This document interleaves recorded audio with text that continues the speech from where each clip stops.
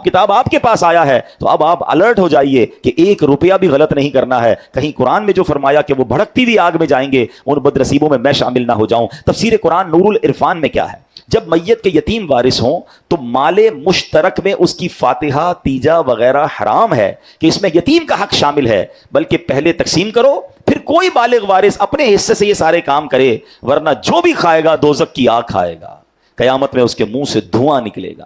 حدیث پاک میں آتا ہے یتیم کا مال ظلمن کھانے والے قیامت میں اس طرح اٹھیں گے کہ ان کے منہ کان اور ناک سے بلکہ ان کی قبروں سے دھواں اٹھتا ہوگا، جس سے وہ پہچانے جائیں گے کہ یہ یتیموں کا مال کھانے والے ہیں. یتیم کا اگر خاندان میں ہماری فیملی میں کوئی یتیم ہے نا اور اس کا مال کسی طرح آپ کو پتا چل گیا کہ یہ ہم نے ٹیک کیئر کرنا ہے، بی اویئر، علماء سے رابطہ کریں، 1 روپے کا پراپر حساب رکھیں. نیکی بڑی ہے مگر یہاں زیادتیاں ہو رہی ہیں. آپ کے سامنے بھی ہوگا ایسے واقعات، بہنوں کا حق نہیں دیتے ورثے میں اور یتیم کا مال کھا جاتے ہیں. یتیم کو بیچارے کو پتہ بھی تو نہیں ہوتا نا کہ میرے پاس کتنے پیسے ہیں، وہ تو چھوٹا تھا، اس کے والد صاحب چلے گئے، اب رشتہ داروں کی نظریں ہوتی ہیں کہ جناب اس کو ہم سنبھالیں گے اور اس کا مال بھی ہم ہتھیا لیں گے. یہ مال نہیں لے رہے آپ، یہ جہنم کی آگ لے رہے ہیں. اس یتیم کی کفالت کر کے جنت آپ حاصل کر سکتے ہیں. پیارے آقا علیہ الصلوۃ والسلام کی حیات طیبہ کا بڑا شاندار واقعہ. مکہ مکرمہ میں ایک یتیم بچہ تھا، اس کی امت کے فرعون، یعنی اس امت کا جو فرعون تھا وہ کون تھا؟ ابو جہل تھا. اس ابو جہل نے اس یتیم بچے کی پرورش اپنے ذمے لے لی، سارا مال بھی جو اس بچے کو وراثت میں ملا تھا وہ بھی اپنے قبضے میں کر لیا.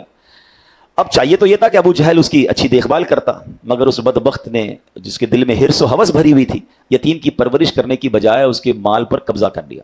ایک دن وہ بچہ ننگے بدن پریشان حال ابو جہل کے پاس آیا اور کہا کہ مجھے اپنا مال دو جو میرے والد صاحب چھوڑ کر گئے تھے.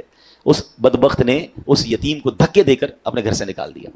اچھا، اب جب قریش کے سرداروں نے دیکھا کہ یتیم کے ساتھ ایسا ہوا تو کہا ایسا کرو تم مسلمانوں کے نبی محمد عربی صلی اللہ علیہ وسلم کے پاس جاؤ اور ان سے جا کر مدد مانگو. اچھا، انہوں نے یہ ایک چیز بھی ٹونٹ کرنے کے لیے کہی تھی کہ وہ بھی کیسے مدد کریں گے، چلو پھر بھی تم جاؤ ان کے پاس.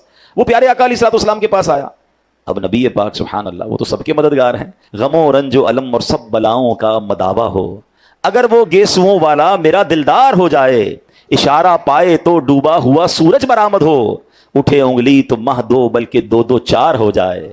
تو یتیم گئے جب ان کے پاس تو نبی پاک علیہ الصلوۃ والسلام نے کیا کیا؟ پیارے آقا نے اس بچے کو ساتھ لیا اور ابو جہل کے پاس آ گئے اور آپ نے فرمایا کہ اے ابو جہل، نبی پاک علیہ الصلوۃ والسلام نے فرمایا کہ اس یتیم کا مال دو. اب سارے سردار سمجھے